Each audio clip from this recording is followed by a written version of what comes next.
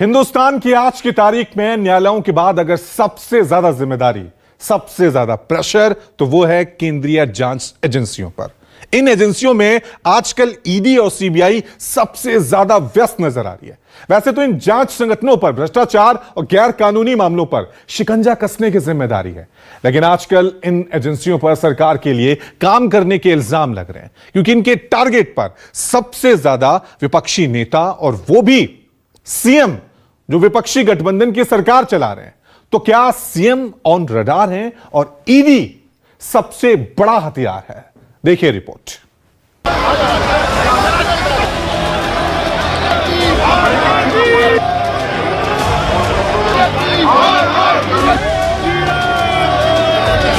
इस जांच को चलते 2 साल हो गए।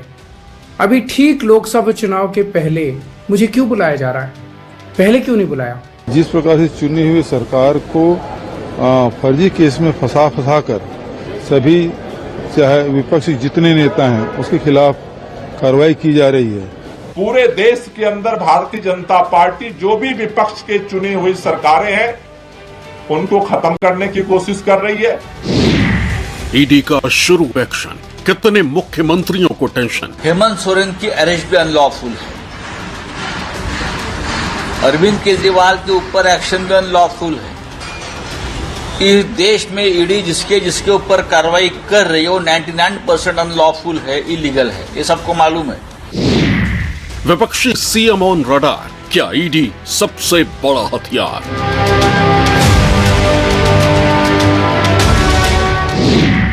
ईडी की विपक्ष पर छापेमारी, क्या यही है 24 की तैयारी?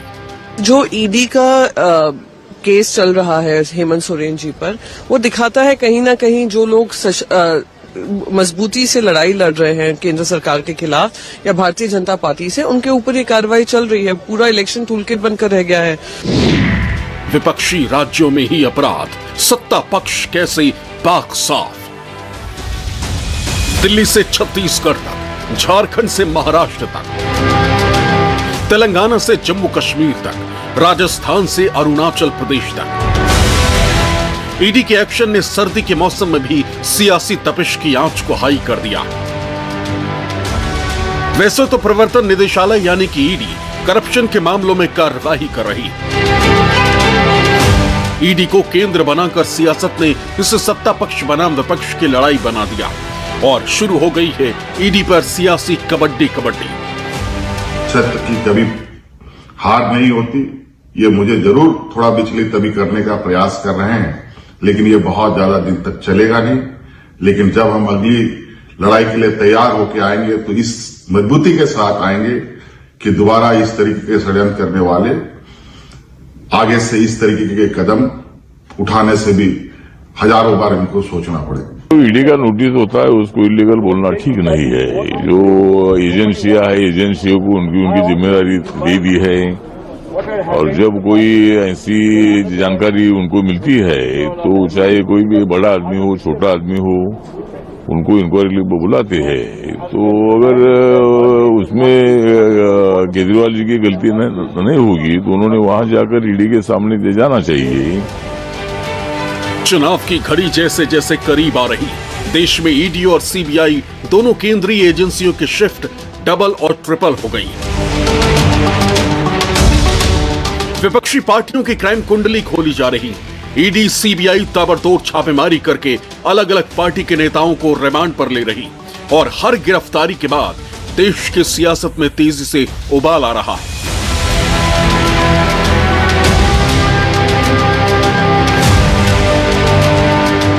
ईडी के ऑल इंडिया एक्शन की यह सबसे ताजा तस्वीर है। झारखंड मुक्ति मोर्चा नेता हेमंत सोरेन को बुधवार यानी 31 जनवरी की रात को गिरफ्तार कर लिया गया।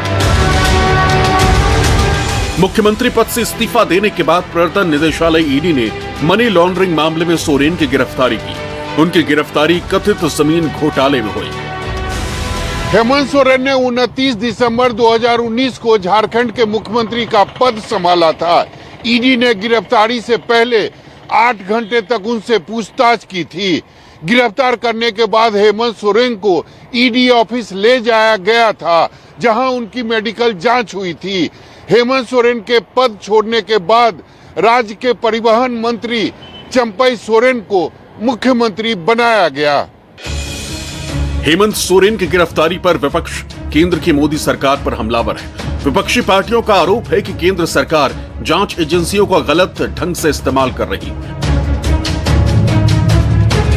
और सुनियोजित ढंग से रणनीति के तहत विपक्षी दलों के नेताओं के खिलाफ कार्रवाई की जा रही है। ये जनता के लिए अलार्मिंग है कि जिस प्रकार से चुनी हुई सरकार को फर्जी केस में फंसा कर सभी चाहे विपक्षी जितने नेता हैं उसके खिलाफ कार्रवाई की जा रही है, तो ये प्रजातंत्र की हत्या की कोशिश है और बिना विपक्ष के ये लोग देश चलाना चाहते हैं। पूरे देश के अंदर भारतीय जनता पार्टी जो भी विपक्ष के चुनी हुई सरकारें हैं उनको खत्म करने की कोशिश कर रही है, विपक्ष के नेताओं को खत्म करने की कोशिश कर रही है, उनको गिरफ्तार करने की कोशिश कर रही है। झारखंड के पूर्व मुख्यमंत्री हेमंत सोरेन की मनी लॉन्ड्रिंग के मामले में प्रवर्तन निदेशालय की गिरफ्तारी के बाद देश के बड़े नेताओं या फिर यूं कहें कि विपक्षी सरकार के मुख्यमंत्रियों पर खतरा मंडराने लगा है, जो पहले से ही ईडी के रडार पर है। ईडी सीबीआई के रडार पर विपक्ष के 14 पूर्व सीएम, 4 मुख्यमंत्री, 2 डिप्टी, बीजेपी से हिमंता का नाम। देखिए, जो जांच एजेंसियां हैं, अगर ईडी को ही ले लिया जाए तो जांच करने में वो पक्ष का और विपक्ष का सीएम नहीं देखती है। अगर उनके पास सब्सटेंशियल एविडेंस होगी, अगर उनके पास होगा कि उन्होंने कोई ऑफेंस किया है तो वो जांच करेगी। हाँ, ये राजनीतिक आरोप प्रत्यारोप लगते हैं कि विपक्ष के जो सीएम होते हैं उनको ज़्यादा घेरा जाता है और जो पक्ष के सीएम होते हैं उनको उस तरीके से नहीं पूछताछ की जाती है। भ्रष्टाचार और मनी लॉन्ड्रिंग के मामले में केंद्रीय जांच एजेंसी प्रवर्तन निदेशालय की ओर से लगातार कार्रवाई की जा रही है। हेमंत सोरेन के खिलाफ कार्रवाई के बाद दिल्ली के मुख्यमंत्री अरविंद केजरीवाल को लेकर सवाल उठने लगे। दरअसल दिल्ली के निरस्त आबकारी नीति को लेकर सीएम केजरीवाल भी ईडी की जांच के दायरे में है। 5 समन के बाद भी वो जो कानून व्यवस्था है उसका उल्लंघन कर रहे हैं और ईडी के पास नहीं जा रहे, क्योंकि जानते हैं कि क्या क्या भ्रष्टाचार किया है और क्या क्या कारनामे हैं और उनका जवाब नहीं देना चाह रहे। लेकिन जो बात नोट करने वाली है वो ये है कि 5वीं बार ईडी के समन पे नहीं जा रहे, लेकिन भारतीय जनता पार्टी के दफ्तर के आगे नाटक कर रहे हैं। दिल्ली शराब नीति मामले में अरविंद केजरीवाल पर गंभीर आरोप लगाए गए। ईडी दिल्ली सीएम को पूछताछ के लिए लगातार समन भेज रही है। इसके बावजूद अरविंद केजरीवाल पेश नहीं हो रहे। प्रवर्तन निदेशालय ने सीएम केजरीवाल को 5वीं बार पूछताछ के लिए तलब किया। ईडी ने अरविंद केजरीवाल को शुक्रवार तक पेश होने का निर्देश दिया। बावजूद इन सब के केजरीवाल ने इसे सिर्फ और सिर्फ सियासी दांव बताया। इस जांच को चलते 2 साल हो गए। अभी ठीक लोकसभा चुनाव के पहले मुझे क्यों बुलाया जा रहा है? पहले क्यों नहीं बुलाया? सीबीआई ने मेरे को 8 महीने पहले बुलाया था, मैं सीबीआई में गया था, उनके सारे जवाब भी दिए थे। लेकिन अब ये लोग ठीक लोकसभा चुनाव के 2 महीने पहले मुझे बुला रहे हैं। तो बीजेपी का मकसद कोई पूछताछ करना थोड़ी है। इनका मकसद है पूछताछ के बहाने केजरीवाल को बुला लो और उसे गिरफ्तार कर लो, ताकि मैं लोकसभा चुनाव में प्रचार न कर पाऊं। अब देखना यह है कि दिल्ली के मुख्यमंत्री अरविंद केजरीवाल इस बार भी पूछताछ के लिए जांच एजेंसी के समक्ष पेश होते हैं या नहीं। इससे पहले केजरीवाल को 18 जनवरी को ईडी ने समन भेजा था, लेकिन उन्होंने पूर्व निर्धारित कार्यक्रम का हवाला देते हुए पूछताछ के लिए पेश होने से इनकार कर दिया था। इससे पहले केजरीवाल को 2 नवंबर, 21 दिसंबर और 3 जनवरी को समन भेजा गया था। ईडी का आरोप है कि आम आदमी पार्टी ने दिल्ली के शराब नीति से कमाए गए पैसे का इस्तेमाल गोवा के विधानसभा चुनाव के लड़ने में किया। आम आदमी पार्टी के संयोजक और दिल्ली सरकार के मुखिया अरविंद केजरीवाल हालांकि ईडी के इस दलील को एक सिरे से खारिज करते हैं और इसके पीछे बीजेपी के प्रोपेगेंडा मशीनरी का हवाला देते हैं और कहते हैं कि इसके पीछे का मकसद दिल्ली की सरकार को गिराना है। बावजूद इसके जांच एजेंसियां अरविंद केजरीवाल को लगातार पेश होने का समन भेज रही है, लेकिन अरविंद केजरीवाल ईडी के सामने पेश नहीं हो रहे हैं। जनवरी के पहले हफ्ते में आम आदमी पार्टी की ओर से दावा किया गया था कि ईडी छापा मारकर सीएम केजरीवाल को गिरफ्तार कर सकती है। हालांकि बाद में जांच एजेंसी ने इन दावों को सिरे से खारिज कर दिया था। लेकिन झारखंड के पूर्व मुख्यमंत्री हेमंत सोरेन के खिलाफ कार्रवाई के बाद सबके मन में यह सवाल एक बार फिर उठने लगा है कि क्या अब अरविंद केजरीवाल की बारी है। और केजरीवाल ही नहीं बल्कि देश के कई और मुख्यमंत्री इस ईडी के रडार पर हैं।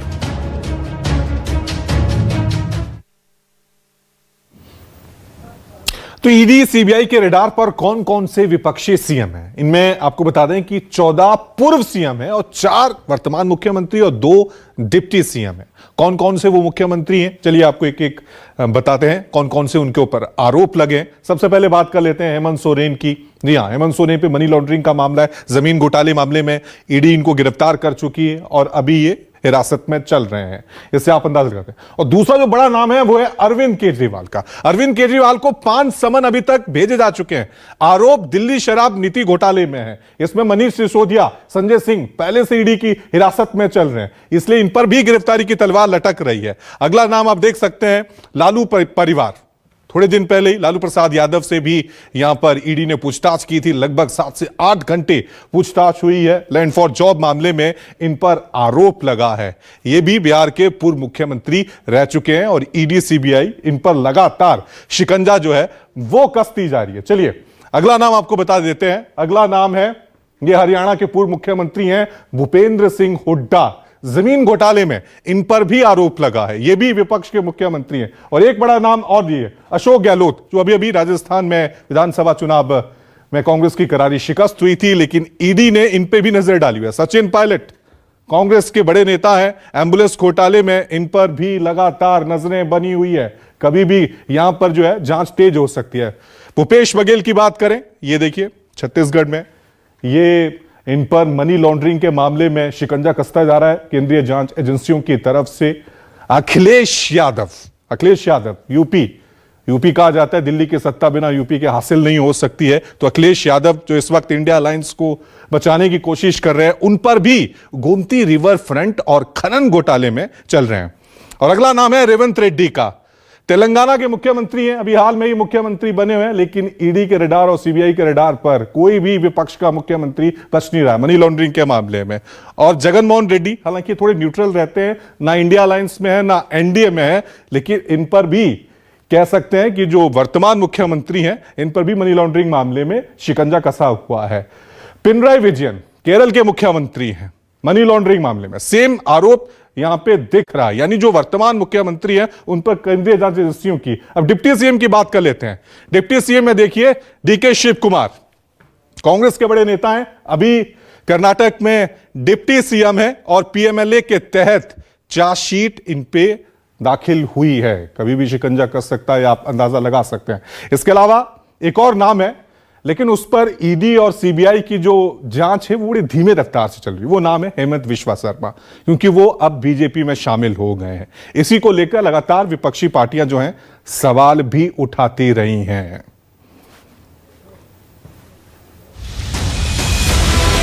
सिर्फ यही लिस्ट नहीं है, बल्कि कई और नाम ऐसे हैं जो मुख्यमंत्रियों की इस फहरिस्त में शामिल हैं। लेकिन इस वक्त दिल्ली और झारखंड ही नहीं बल्कि महाराष्ट्र में भी ईडी के एक्शन को लेकर बवाल है, क्योंकि जांच एजेंसियों ने शरद पवार के पोते रोहित पवार से दूसरी बार पूछताछ की। संजय राउत के भाई संदीप राउत पर भी ईडी शिकंजा कस रही है। इन नेताओं के इतर असम के वर्तमान सीएम और बीजेपी नेता हेमंत बिस्वा शर्मा से भी कथित शारदा चिटफंड घोटाले मामले में सीबीआई ने पूछताछ की। हालांकि उनका मामला लंबे समय से ठंडे बस्ते में पड़ा है। वहीं विपक्षी पार्टियां लगातार हेमंत बिस्वा शर्मा को लेकर मोदी सरकार को घेरती रही। एक तरफ भ्रष्टाचार है, घोटाला है, जांच है, गिरफ्तारी है और रिमांड है, तो वहीं दूसरी तरफ विपक्ष के सवाल है, चुनाव के डर से ईडी के दुरुपयोग करने का आरोप है, सियासत है और प्रदर्शन है। जांच एजेंसी ईडी विपक्ष के निशाने पर रहती है। विपक्ष का आरोप है कि ईडी सरकार के इशारे पर काम करती है और विरोधी पक्ष के नेताओं को टारगेट करती है। इससे सत्ता पक्ष विरोधी पक्ष के नेताओं के मनोबल तोड़ने का काम कर रही है। हालांकि सच्चाई ये भी है कि आज जो विपक्षी दल सत्ता पक्ष पर केंद्रीय जांच एजेंसियों के गलत इस्तेमाल का आरोप लगा रही हैं, उन्होंने भी अपने राज्य में विरोधियों को दबाने के लिए सीबीआई जैसी एजेंसियों का इस्तेमाल खूब किया। हालात ये हो चुके थे कि सुप्रीम कोर्ट को टिप्पणी करते हुए सीबीआई को राजनीति के पिंजरे का तोता तक कहना पड़ गया था। लेकिन यूपीए सरकार के मुकाबले एनडीए सरकार में ईडी और सीबीआई के इस्तेमाल कई गुना बढ़ी। आंकड़ों के मुताबिक यूपीए राज के मुकाबले एनडीए राज के 8 साल में ईडी की 27 गुना ज्यादा छापेमारी हुई है। यूपीए राज के मुकाबले एनडीए राज में नेताओं के खिलाफ 4 गुना ज्यादा मामले। यूपीए राज में 2 पूर्व मुख्यमंत्री जांच के घेरे में आए तो एनडीए राज में ईडी की जांच के रडार में 1 मुख्यमंत्री और 14 पूर्व मुख्यमंत्री आए। यूपीए राज में ईडी 3 मंत्रियों की जांच करती, जबकि एनडीए राज में ईडी 19 मंत्रियों को जांच के दायरे में लाती। यूपीए राज में 3 सांसद तो एनडीए राज में 24 सांसद जांच के दायरे में आते हैं। यूपीए राज में एक भी विधायक, पूर्व सांसद नहीं, लेकिन एनडीए राज में ईडी की जांच का घेरा 21 विधायक, 11 पूर्व विधायक और 7 पूर्व सांसद तक कस जाता है। ईडी की तरफ से कुछ दिनों पहले ही बताया गया है कि 2005 से जनवरी 2023 तक ईडी ने मनी लॉन्ड्रिंग एक्ट में 5,906 केस दर्ज किए, तो इसमें केवल 2.98% केस ही पूर्व सांसद, विधायक और दूसरे नेताओं पर हैं। लेकिन ईडी के इस तरह के बयानों से विपक्ष इत्तेफाक नहीं रखता। विपक्ष का मानना है कि केंद्रीय जांच एजेंसियां बीजेपी के इशारे पर काम करती और सिर्फ विपक्षी नेताओं को ही परेशान करती हैं। बेरोजगारी का बहुत बड़ा मुद्दा है, इसके तरफ आप ध्यान देना चाहिए था। उसमें क्या है बताइए। वनस्पति 75 था, 125 हो गया, मगर सरकार बोलती है महंगाई पे कहीं नहीं बोले। इधर जो है सिंगल डिजिट में ग्रोथ हो रहा है और डबल डिजिट में महंगाई। हेमंत सोरेन की अरेस्ट भी अनलॉफुल है। अरविंद केजरीवाल के ऊपर एक्शन भी अनलॉफुल है। इस देश में ईडी जिसके ऊपर कार्रवाई कर रही है वो 99% अनलॉफुल है, इलीगल है, ये सबको मालूम है। पूरे देश के अंदर भारतीय जनता पार्टी जो भी विपक्ष के चुनी हुई सरकारें हैं उनको खत्म करने की कोशिश कर रही है, विपक्ष के नेताओं को खत्म करने की कोशिश कर रही है, उनको गिरफ्तार करने की कोशिश कर रही है। हेमंत सोरेन और गुरुजी शिबू सोरेन जी का केवल दोष ये है कि उन्होंने कभी भी सांप्रदायिक शक्तियों से समझौता नहीं किया, इसलिए एक आदिवासी निर्वाचित मुख्यमंत्री को परेशान किया जा रहा है। नोटिफिकेशन जारी करके prevention of money laundering act में बदलाव किए। इसके तहत मनी लॉन्ड्रिंग के मामले में ईडी को स्पेशल पावर दिया गया। ईडी को यह शक्ति दी गई कि वो इस कानून के तहत लोगों के आवास पर सर्च, छापेमारी और गिरफ्तारी कर सकती है। इसके पहले किसी अन्य एजेंसी द्वारा एफआईआर और चार्जशीट में पीएमएलए की धाराएं लगने के बाद ही ईडी जांच करती थी, लेकिन अब ईडी खुद एफआईआर दर्ज करके गिरफ्तारी कर सकती है। जांच एजेंसियों के हर एक्शन को विपक्ष के नेता सियासत से प्रेरित बताते हैं, दावा करते हैं कि डराने की कोशिश भले जांच के नाम पर हो, लेकिन डरेंगे नहीं। आप सांसद संजय सिंह की गिरफ्तारी के दिन से ही देश में नए छापे जांच एजेंसियों की तरफ से शुरू हो गए थे। अरविंद केजरीवाल अकेले नहीं है जिनको लेकर सवाल है कि क्या आगे भ्रष्टाचार के आरोप में इन तक जांच एजेंसियों के हाथ शिकंजे के शक्ल में पहुंच जाएंगे, बल्कि इस दायरे में कई नेता हैं। फारूक अब्दुल्ला जम्मू कश्मीर क्रिकेट एसोसिएशन को मिले फंड की अनियमितता को लेकर ईडी की जांच के घेरे में है, उनसे पूछताछ हो चुकी है। उनके बेटे उमर अब्दुल्ला भी मनी लॉन्ड्रिंग केस में ईडी की जांच के दायरे में हैं, पूछताछ हो चुकी है। महबूबा मुफ्ती के खिलाफ ईडी जम्मू कश्मीर बैंक मामले में जांच कर रही है। पंजाब में आम आदमी पार्टी के नेता राघव चड्ढा का नाम दिल्ली के शराब घोटाले में ईडी की सप्लीमेंट्री चार्जशीट के दौरान आया। पंजाब में ही कांग्रेस के पूर्व सीएम चरणजीत सिंह चन्नी के खिलाफ अवैध खनन मामले में ईडी जांच कर रही। दिल्ली में सोनिया गांधी, राहुल गांधी और कांग्रेस अध्यक्ष मल्लिकार्जुन खड़गे से नेशनल हेराल्ड केस में ईडी पूछताछ कर चुकी। उत्तर प्रदेश में अखिलेश यादव गोमती रिवर फ्रंट घोटाले में आरोपी हैं।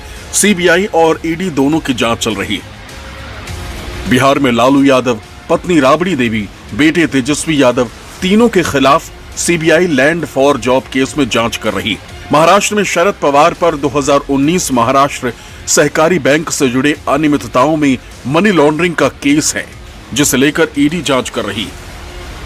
वहीं उद्धव ठाकरे पर आय से अधिक संपत्ति का आरोप है, जिसकी जांच भी ईडी के दायरे में है।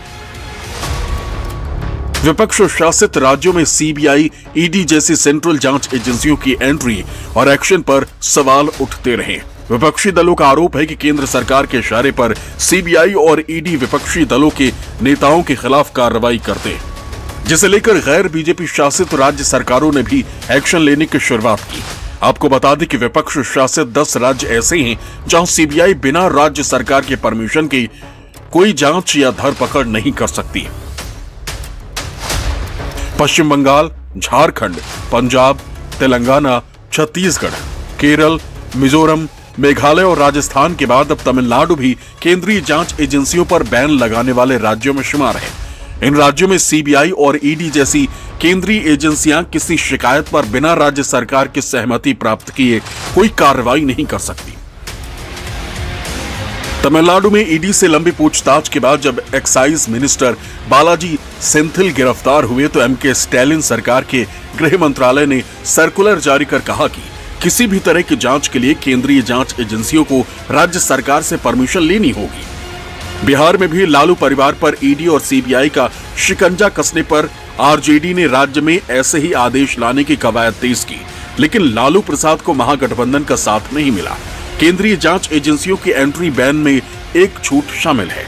छूट के मुताबिक अगर जांच किसी न्यायालय आदेश या राज्य सरकार की तरफ से जांच करवाई जा रही है तो इस पर कोई प्रतिबंध नहीं होगा। हकीकत यह है कि जब भी किसी मामले में केंद्रीय एजेंसियों से जांच की जरूरत महसूस होती है तो लोग हाई कोर्ट की शरण में जाते हैं और कोर्ट अगर इजाजत देता है तो जांच होती है। और यही पश्चिम बंगाल में हो रहा है, जहां कोलकाता हाई कोर्ट के आदेश के बाद टीएमसी नेताओं के ठिकानों पर धड़ाधड़ छापेमारी हो रही है।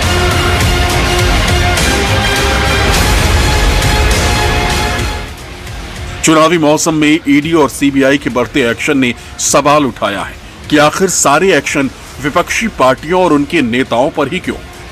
ये सवाल तब भी सामने आते थे जब कांग्रेस या यूपीए की सरकार रही है, लेकिन जिस तेजी से पिछले कुछ महीनों में केंद्रीय एजेंसियों ने अपनी जांच का दायरा बढ़ाया है, उससे आने वाले वक्त में देश की राजनीति का पारा हाई होना तय है। और ईडी सीबीआई के रेड चुनावों को किस करवट लेकर जाती है, ये देखना भी दिलचस्प होगा।